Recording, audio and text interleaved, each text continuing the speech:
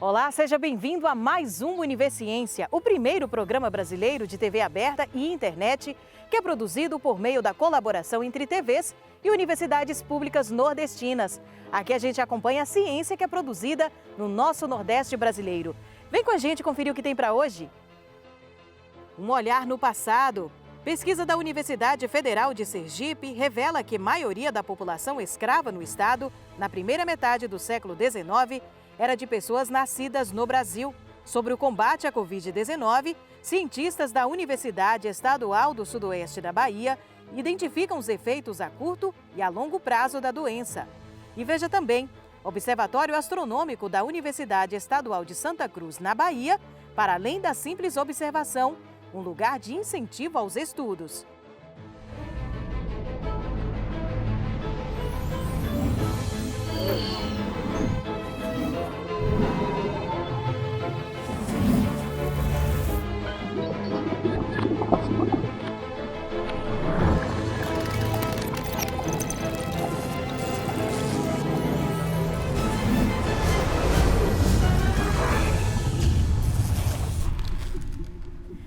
Quem nunca teve a curiosidade sobre o passado? Entender a formação do nosso povo e a contribuição cultural de diversas etnias. E é pensando nisso que pesquisadores da Universidade Federal de Sergipe buscaram compreender a expansão do escravismo no estado na primeira metade do século XIX. Usando dados sobre a população de mapas de moradores e inventários, eles observaram que a população escrava crescia no século XIX junto com a expansão da cana-de-açúcar e que a maioria dessas pessoas era nascida no Brasil. Com 6 anos de pesquisa, trabalhando principalmente com inventários, que são documentos que registram propriedade das pessoas falecidas, a gente tem dados muito consistentes para quase todo o século XIX em Sergipe. Esses dados têm servido para alimentar uma grande quantidade de pesquisas. Uma dessas pesquisas foi a que veio a se tornar artigo no final do ano passado, sendo publicado na revista Resgate, da Unicamp. Esse artigo é o resultado de uma preocupação em conhecer a composição da população sergipana no passado. Nós somos historiadores que trabalhamos com aspectos mensuráveis da realidade. Entender quantas pessoas existiram, como elas se distribuíam, como eram suas características, é um dos fatores fundamentais das nossas preocupações. A documentação básica que a gente usou foi inventários post-mortem. São documentos que registram a propriedade de alguém com a finalidade de distribuir essa propriedade entre os herdeiros. Uma das propriedades mais sui generis do Brasil até 1888 era os escravos, que eram simultaneamente pessoas, e por isso nos interessam para a história da população, mas também um tipo de mercadoria, um tipo de propriedade, e por isso estavam registrados nos inventários. O estudo ele traz algumas revelações que são originais. Em primeiro lugar, ele revela que a composição da população escrava em Sergipe durante a primeira metade do século XIX era principalmente de pessoas nascidas no Brasil e não importadas da África. Cerca de 3/4 a 4/5 dos escravos em Sergipe nasceram aqui no território brasileiro. Qual que é a implicação disso? Nos coloca uma questão relevante sobre a manutenção da cultura africana em Sergipe, ou a contribuição africana para a formação da cultura sergipana. Se os africanos eram poucos, essa cultura ela era reproduzida e mantida principalmente por processos de educação, por processos familiares, por processos religiosos de transmissão intergeracional de costumes e hábitos, que colocam em lugar central a família escrava como um espaço, um repositório de tradições e um espaço de reprodução dessas tradições. Então,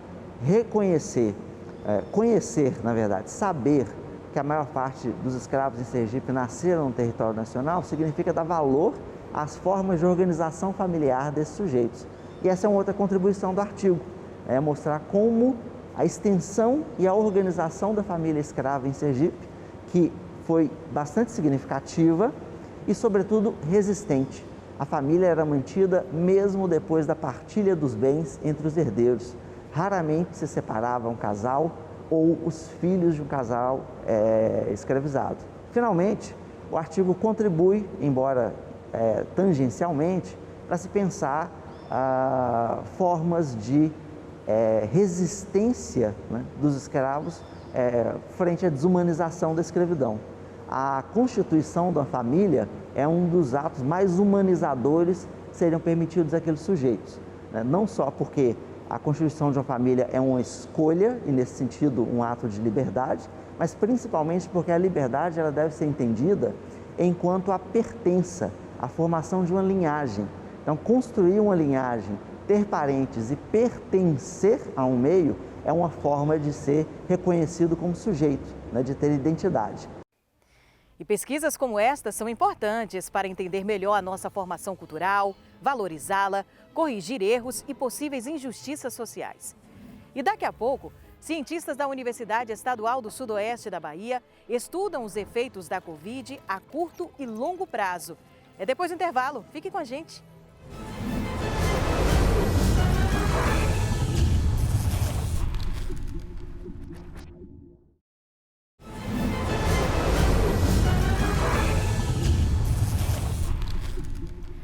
Nós já estamos enfrentando mais de um ano de pandemia e, apesar da batalha da ciência contra a Covid-19, a doença ainda é um mistério.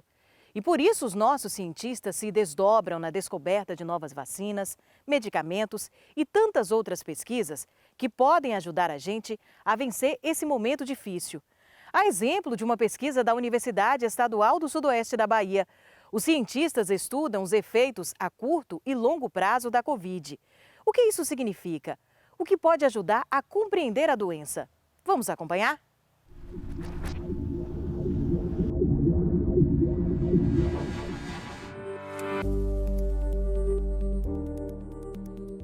No laboratório, a gente vem trabalhando muito, né, desde o início da pandemia, com toda a questão não só do desenvolvimento das drogas, né, mas também das consequências que a Covid-19 ocasiona nos indivíduos, né? E como ainda na época era uma doença recente, então a gente não tinha ideia do que essa doença poderia causar em pessoas que já foram curadas, né? A gente não tinha essa noção. Então, após o início da pandemia, então a gente começou a fazer revisões, levantamentos de trabalhos que mostrassem, né, pessoas que já estavam recuperadas da Covid, mas que tivessem consequências, né, pessoas que nunca tiveram nenhum tipo de comorbidade, por exemplo, mas que acabaram desenvolvendo essas comorbidades, né? Então a gente fez um levantamento grande de quase 2.000 artigos e, né, do mundo inteiro, ocorrências de casos no mundo inteiro, e a gente então conseguiu fazer essa sistematização, né, dessas doenças para vários órgãos diferentes do corpo, entendeu? No início a gente não tinha essa noção, porque como era uma doença recente, não tinham muitas pessoas curadas ainda, então a gente não sabia o que podia acontecer. Hoje a gente já sabe, de forma geral, as pessoas que tiveram uma gravidade grande da doença, ou seja, é o que a gente chama da tempestade das citocinas, né? É aquela agressividade que gerou todos aqueles problemas pulmonares e etc. E isso vai acarretar uma recuperação daquele indivíduo mais lenta e problemas graves, né, maiores. Então, existem casos de pessoas que ficam sem andar, ficam sem falar, pessoas que perdem a audição. Os órgãos que são mais comprometidos, principalmente pela carga viral inicial, é o pulmão, o coração e o sistema vascular, né, que interconecta todos os órgãos de maneira geral. Mas conseguimos visualizar também resposta agressiva a nível do sistema imunológico, porque a resposta viral é uma hiperinflamação, é um mecanismo que acontece normalmente de defesa no corpo do ser humano. Só que para esse vírus, esse mecanismo ele é muito estimulado. Algo que o vírus tem que estimula essa hiperinflamação, e é daí que vem, o professor Bruno citou a questão da tempestade de citocinas, é daí que vem toda essa agressividade do vírus, né? Quando ele entra em contato direto com o pulmão, e quando ele começa a entrar em contato com outros órgãos do corpo que são muitas vezes mais sensíveis a esses processos de agressão, como rins, nós vimos agressão a nível hepático, vimos agressão a nível muscular, a nível articular, sistema nervoso central. Então, o vírus ele acaba tomando conta, né, e agredindo outros órgãos a longa distância.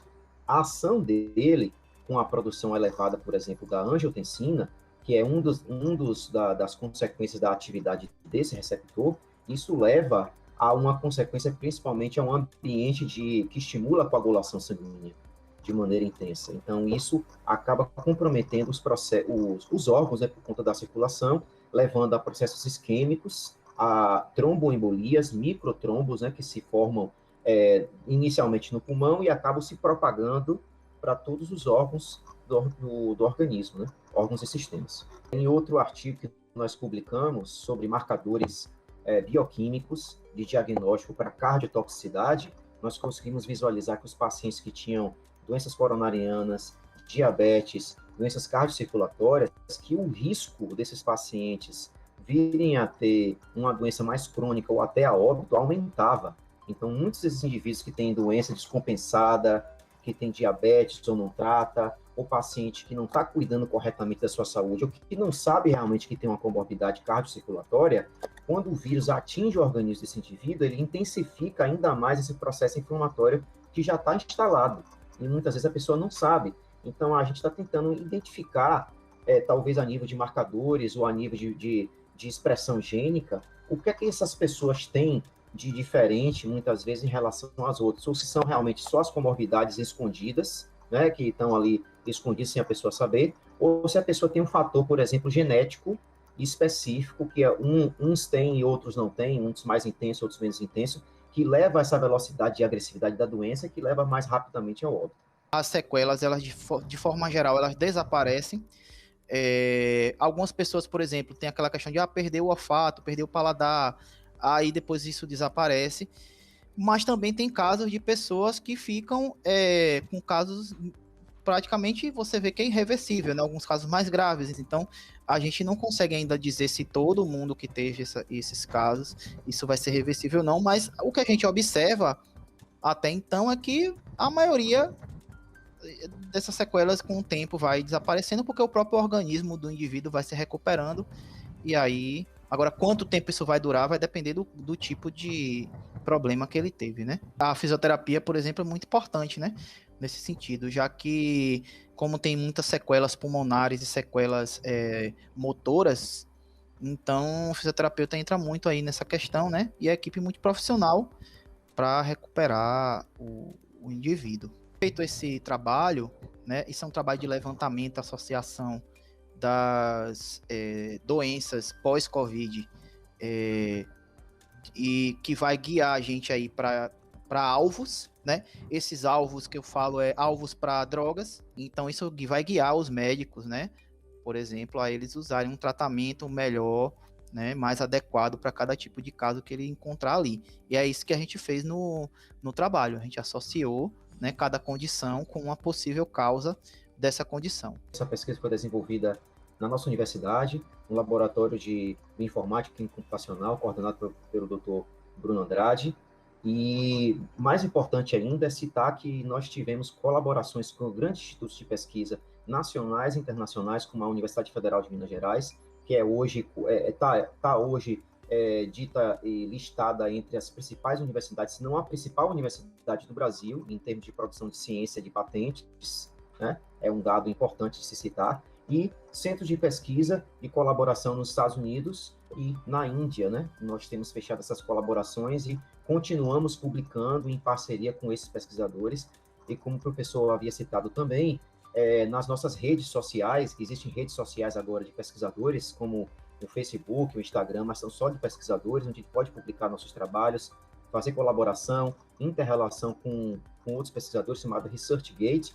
Esses artigos estão sendo muito citados, muito baixados, né, para outros pesquisadores lerem, e estão sendo citados em outras pesquisas de outros artigos que estão sendo construídos, baseados nessa mesma linha de trabalho. Então, isso é importante a gente ser citado, porque significa que a gente produziu algo realmente de impacto científico, não só nacional, mas principalmente internacional. Parabéns aos nossos pesquisadores desde o início da pandemia, empenhados em encontrar soluções ou até mesmo entender os efeitos da doença em quem já contraiu o vírus. E a ciência consegue mostrar o caminho para vencermos essa situação. Agora, mudando de assunto, mas trazendo mais boas notícias, pesquisadores da Universidade Estadual da Paraíba desenvolveram um coagulante orgânico à base de jurema preta. A descoberta substitui os tradicionais à base de sulfato de alumínio no tratamento da água. Os coagulantes convencionais podem acarretar em doenças degenerativas. Além disso, a substância é extraída no bioma Caatinga.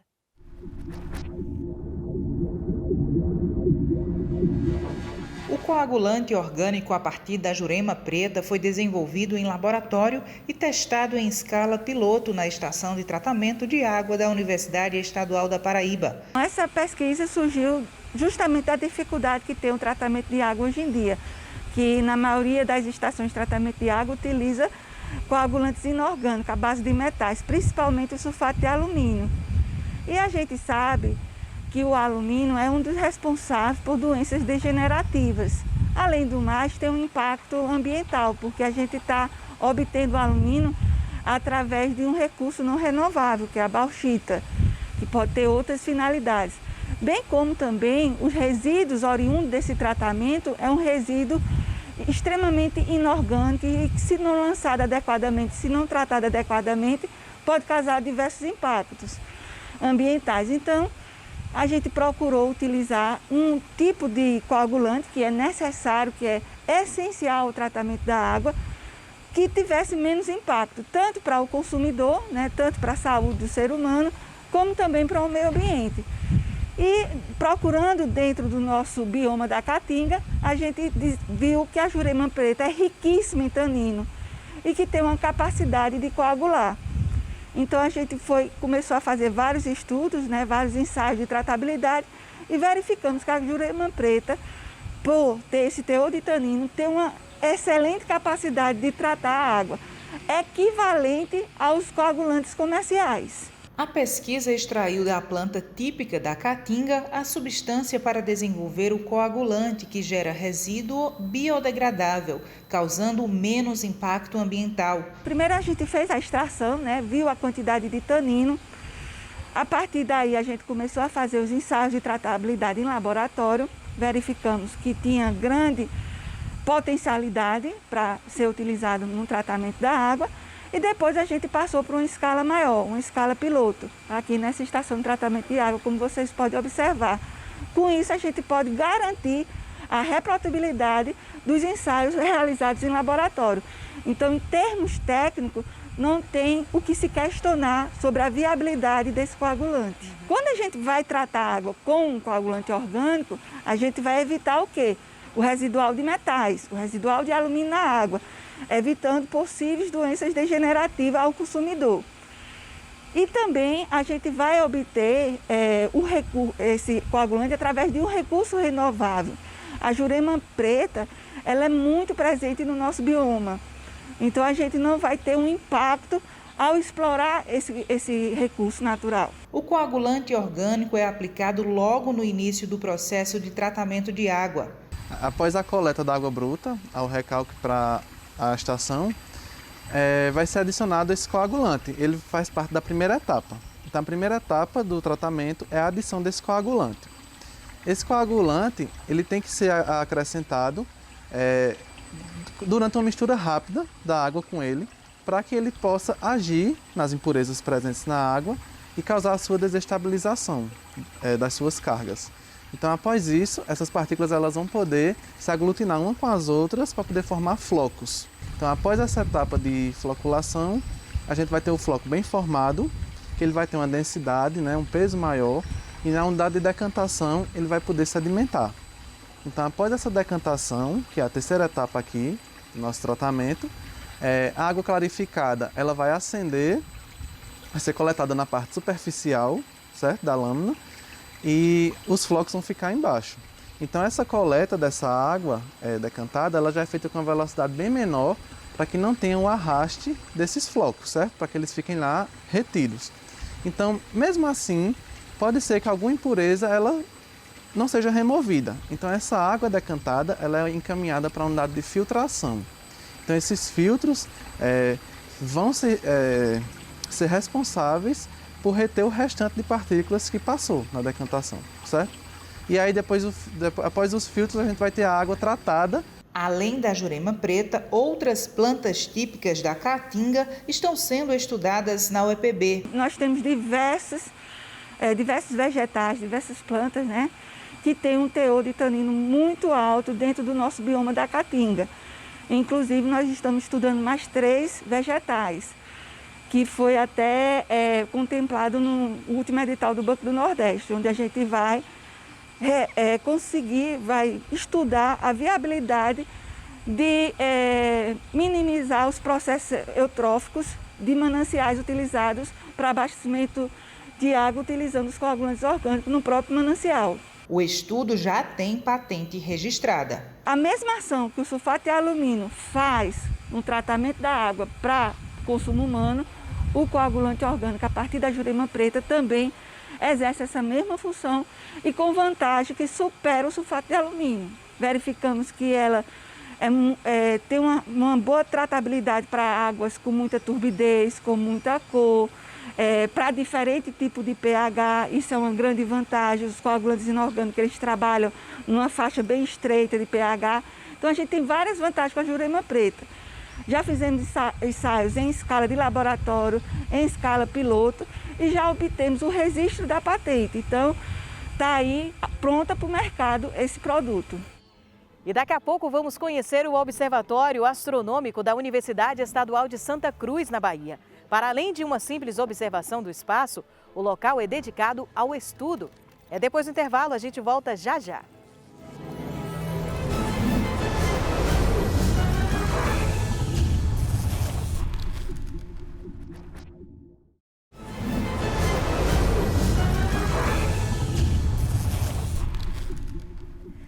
Você já teve a oportunidade de observar as crateras da Lua, os anéis de Saturno e as luas de Júpiter?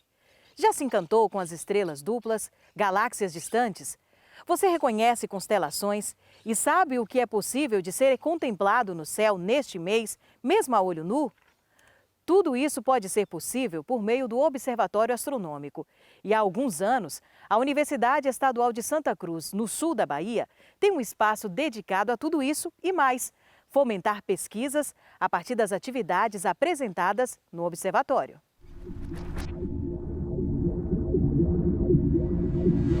O Observatório Astronômico, que foi fundado em 2013, tem como objetivo principal a divulgação de astronomia e conta com uma equipe multidisciplinar, com pessoas da área de ciências exatas, astrofísica em particular, e das áreas de ciências humanas, antropologia em particular. A princípio, o observatório ele não funcionava dentro da sala na UESC. Na verdade, o projeto de difusão de astronomia, em que viajava para algumas cidades daqui da região, ou escolas mesmo de Ilhéus de Itabuna, para apresentar o céu de outras culturas, o céu dos índios, o céu dos marinheiros. O trabalho do observatório podem ser classificados em 3 categorias. Primeiro, de informação técnica para aquele público já interessado no assunto de astronomia. Segundo, capacitação para professores que queiram ou precisam trabalhar com esse tema em sala de aula. E terceiro, encantamento. Nós queremos que as pessoas se encantem, as pessoas em geral se encantem com as coisas que estão lá em cima. E esse encantamento pode se dar a partir de um telescópio que mostra uma imagem fantástica de uma galáxia, ou através da poesia, da música, no Sarau das Copas. Quando eu comecei no observatório, a gente estava trabalhando com edição de vídeos. No caso, quando a gente ia para as escolas, a gente levava um projetor e fazia uma sessãozinha de cinema. E daí eu fazia parte da equipe que montava esse vídeo. Depois disso, eu comecei a fazer uma pesquisa assim, com fotografia de astros do céu profundo, com uma câmera acoplada diretamente no telescópio. Lá no Observatório Astronômico existe uma equipe de estudantes da universidade que são dos mais diversos cursos, inclusive cursos de letras. Né? Então nós temos assim, alunos não são somente físicos. Não é só estudante de física que faz parte da equipe do Observatório Astronômico. O observatório, ele desenvolve diversas atividades, né? Desde sessões de observação do céu com telescópio, tem também uma sessão com planetário inflável, tem algumas instalações dentro da sala do observatório. Atualmente as visitas não estão acontecendo, né? Mas em breve voltarão.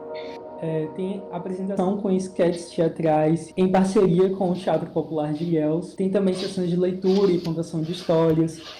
Eu recomendo, independente da sua área, participar de algum projeto de extensão na universidade, porque certamente ele vai te acrescentar de alguma forma. Pode ser facilitando essa comunicação com o público, pode ser algo mais técnico, como foi no meu caso. Participar de um projeto só tem a acrescentar mesmo, sem dúvidas. Também acredito muito que a visita à universidade venha trazer aos nossos alunos também um incentivo maior ao estudo. Cada vez que nós fazemos uma visita no Observatório Astronômico, nós temos um professor especialista que vai estar tratando de algum tema interessantíssimo, né, dentro do ciclo de palestras que aparecem lá, que surgem, né, que promovem lá no Observatório Astronômico.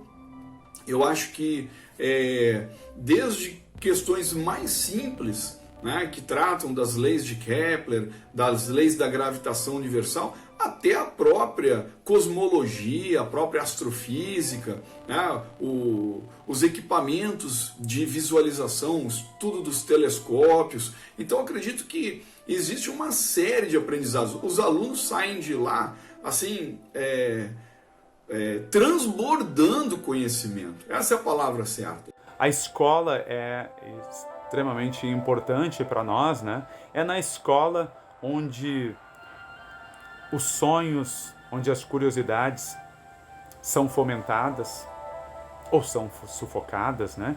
Então é bom pegar o público jovem, as crianças, né? E os professores para tentar dar essa ânima, o fogo da curiosidade, dos sonhos, da percepção, né, do entorno, dos outros, esteja lá ativo. Com certeza essa visita ao UESC mudou muito a minha visão sobre a astronomia, porque quando a gente estuda sobre isso nos livros, a gente sente aquilo muito distante da gente, algo que só pesquisadores muito famosos e importantes poderiam aprender.